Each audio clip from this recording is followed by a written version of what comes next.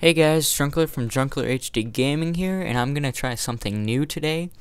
Many of you know most likely what creepypastas are, and in this video I am going to be reading you guys a creepypasta called Abandoned by Disney.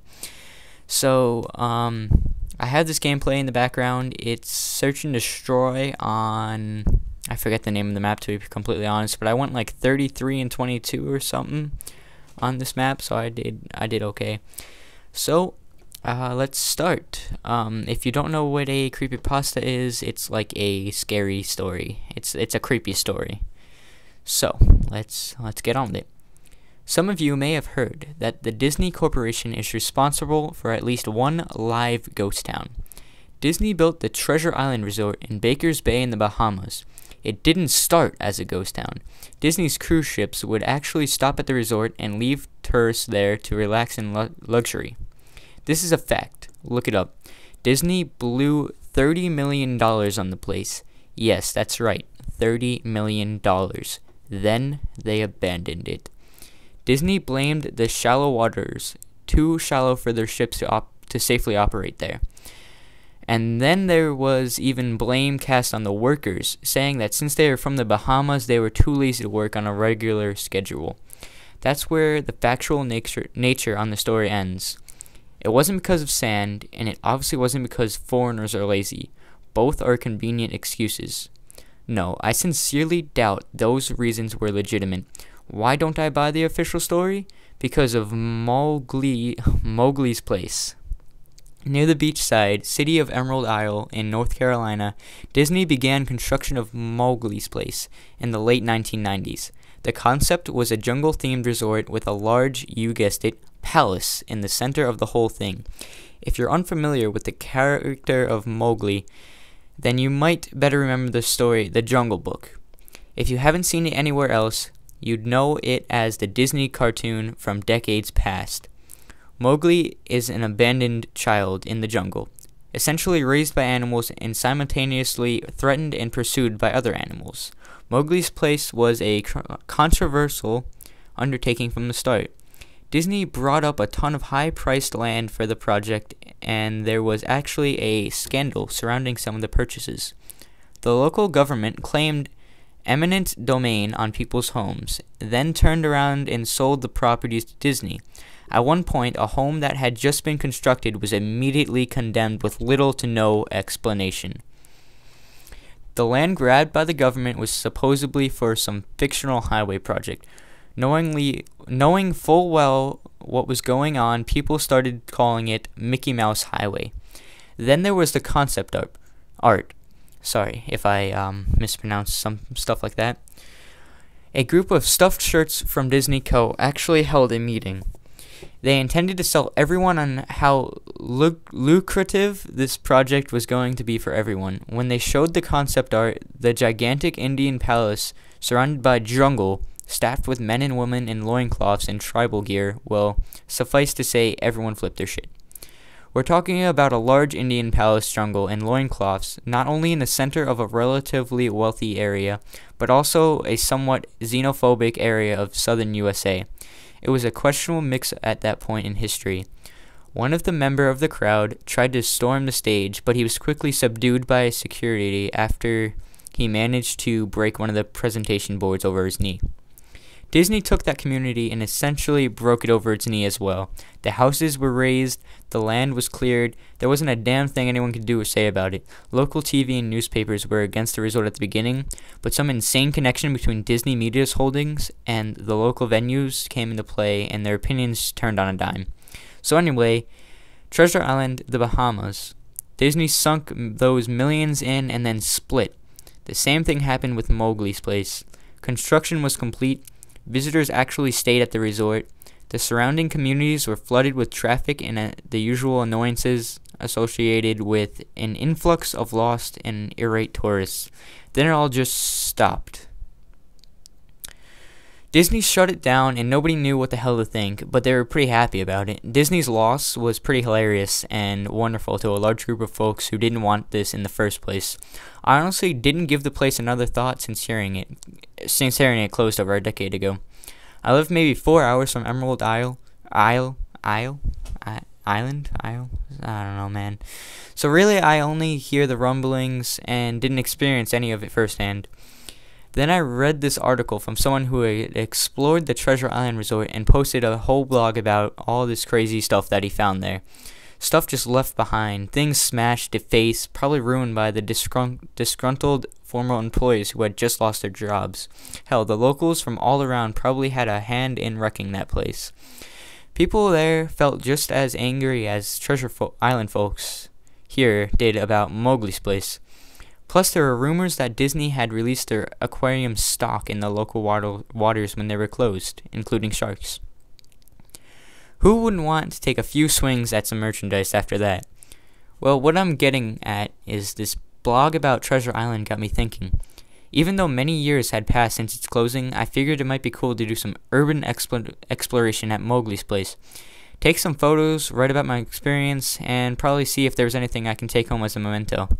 I'm not going to say I wasted no time in getting there, because honestly it took me another year after I found the Treasure Island article to get around to going up to Emerald Isle.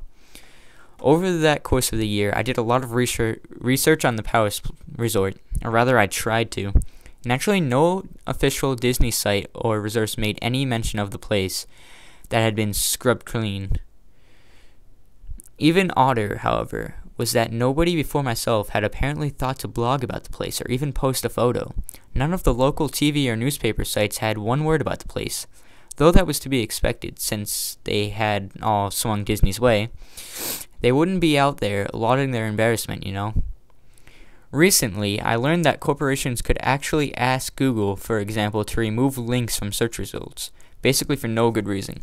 Looking back, it's probably not that nobody spoke of the resort, but rather their words were made inaccessible.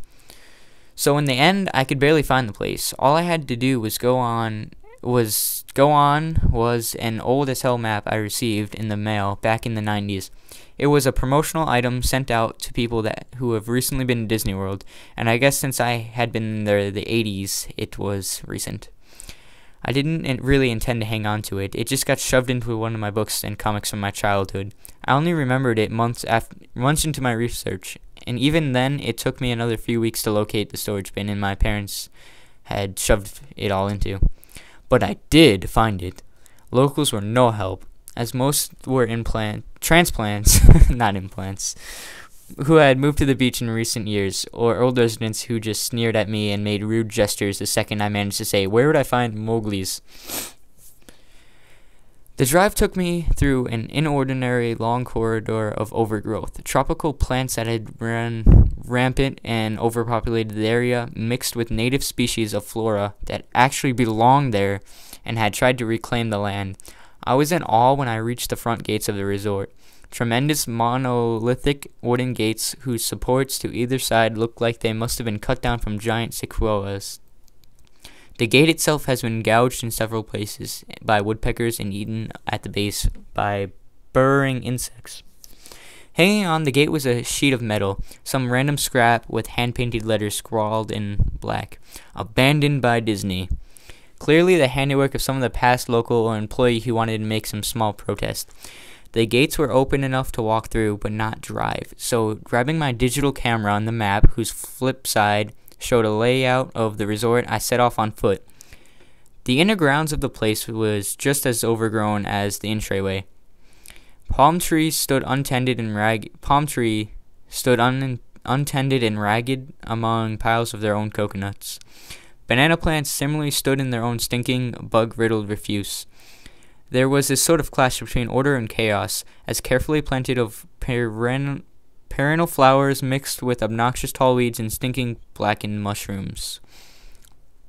All that remained of any outdoor structures were broken, rotting wood and various charred bits of unidentifiable material.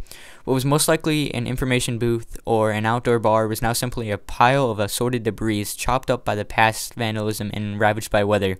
The most interesting thing on the ground was the statue of Baloo, the friendly bear from the Jungle Book, which stood in a sort of courtyard in front of the main building. He was frozen in a jovial wave toward no one, staring into an empty space with a silly, toothy grin as birch had covered whole swaths of his fur and vines ensnared his platform. I approached the main building, the palace, only to find outside the building just covered in graffiti where the original paint had been peeled and chipped away. The front doors weren't just open, they had been taken off their hinges and stolen. Above the front doors, or the gaping maw where they had been, someone had once again painted "Abandoned by Disney." I wish I could tell you about all the awesome stuff I saw inside the palace. Forgotten statues, abandoned cash registers, a full-fledged secret society of homeless bums. But no, the inside of the building was so stark, so bare, that I actually think people had stolen the moldings off the wall. Anything that was too big to steal, counters, desks, fake trees, they were all resting amid this empty echo chamber that had amplified my every step like a slow rat-a-tat of a machine gun. I checked the floor plan and headed to all the locations that might seem in any way interesting. In the kitchen the kitchen was as you would imagine, an industrial food prep area with all the appliances in space, no expenses spared. Every glass surface was broken, every door knocked off its hinges, every metal surface kicked and dented. The entire place smelled like very old piss. The huge freezer was not even remotely cool now. Had row upon row of empty shelf space. Hooks hung from the ceiling, probably for hanging cuts of meat, and as I stood inside for a moment, I noticed they were swinging. Each hook swung in a random direction, but their movements were so slow and small, that it was almost impossible to see. I figured it had been caused by my footsteps, so I stopped one from swinging by clutching it in my face, then carefully let go, but within seconds it started to swing once more. The bathrooms were in much the same state as the rest of the place. Just like the Treasure Island Resort, someone had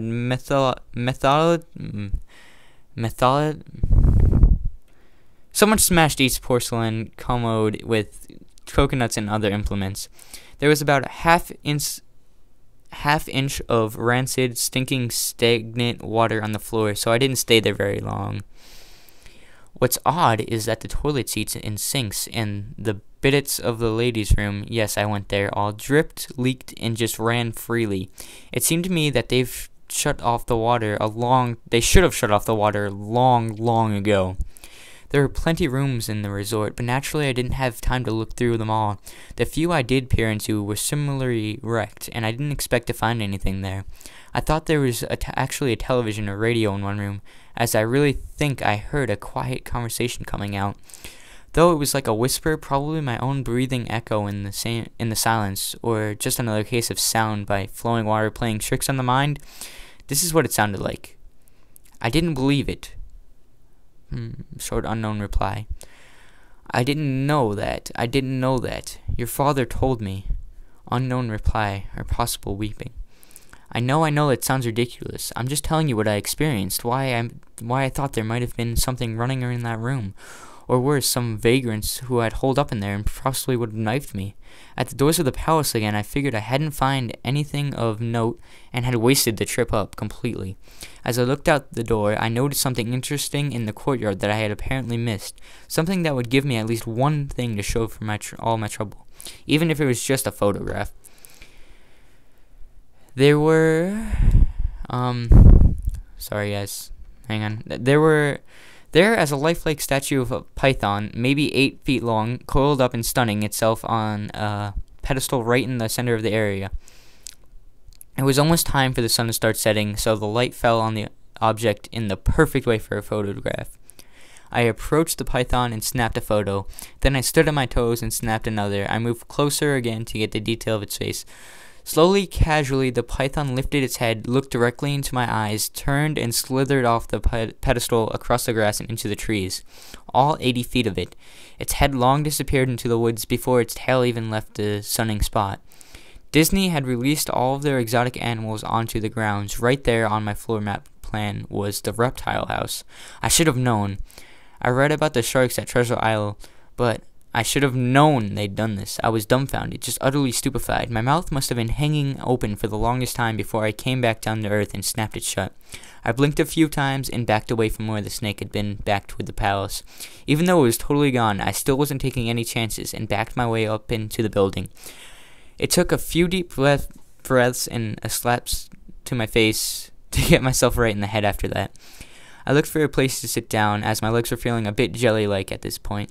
Of course, there was no place to sit down unless I wanted to recline in the broken glass and dead leaf or haul myself onto a desk quite questionably reliably.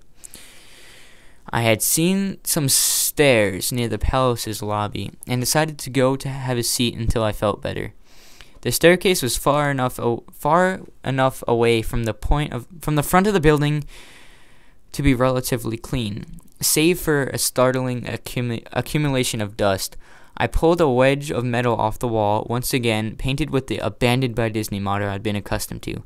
I placed the wedge on the stairs and sat on it to keep at least somewhat clean. The stairway led downward below ground level. Using my camera flash as sort of an improvised flashlight, I could see that the staircase ended in a metal mesh door with padlock. A sign on the door, a real sign, read "Mascots Only. Thank you." Now, this perked up my spirits a little bit for two reasons. One, a mascots only area would have some interesting stuff back in the day. Two, the padlock was still in place. Nobody had gone down there, not the vandals, not the looters, nobody. This was one place I could actually explore and perhaps find something interesting to photograph or want only steal. I had come to the palace essentially agreeing with myself that it was okay to take anything I wanted because, hey, it was abandoned. It didn't take much to bust the lock. Well, actually, that's wrong. It didn't take much to bust the metal plate on the wall that was the padlock that was hooked into. Time and decay had done most of the work for me, and I was able to bend the metal plate enough to pull the screws out of the wall, something nobody else apparently thought of or hadn't been able to do at the time. The mascot-only area was a startling and very welcome change from the rest of the building I've seen. For one every second or third fluorescent light overhead was illuminated, even though they flickered or faded randomly. Also, nothing had been broken or stolen, even if the age and exposure were definitely taking their toll. Tables had notepads and pens. There were clocks, even a punch-in clock on the wall, complete with filled-out time cards.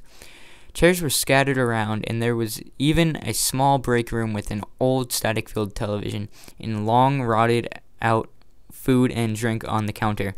It was like one of those post-apocalyptic movies where everything is left in a state of evacuation.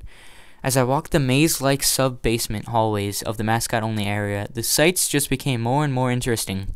As I went further, desks and tables were knocked over, papers scattered and almost melded with the damp floor, and a large carpet of mold was slowly overtaking the real rotting crimson floor covering. Everything was just sort of squishy. Anything wood disintegrated into mush when I applied even the least amount of force, and clothing items hanging on the hooks in one of the rooms simply fell to moist threads if I tried to unhook them. One thing that annoyed me was that the light was becoming more sparse and unreliable as I went further into the dank, suffocating depths of the place. Eventually I reached a black and yellow striped door with the words Character Prep 1 stenciled on it. The door wouldn't open at first. I figured this was probably where the costumes were kept, and I definitely wanted a photograph of that twisted, stinking mess. Try as I might, whatever angle or trick I tried, the door wouldn't budge. That is, until I gave up and started to walk away.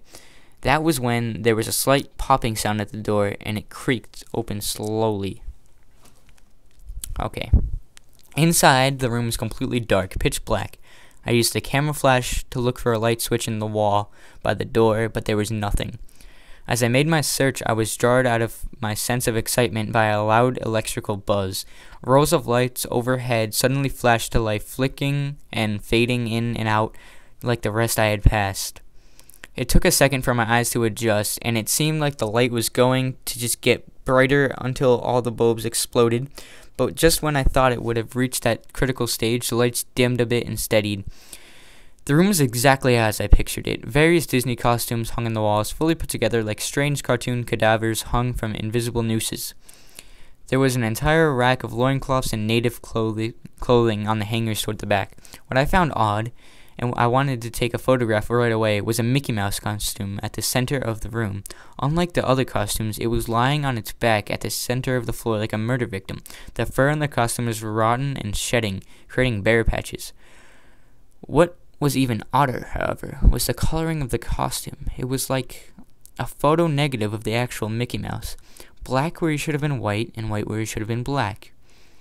His normally red overalls were light blue. The sight was off-putting enough that I actually put off the photograph until it was the last thing I had to do.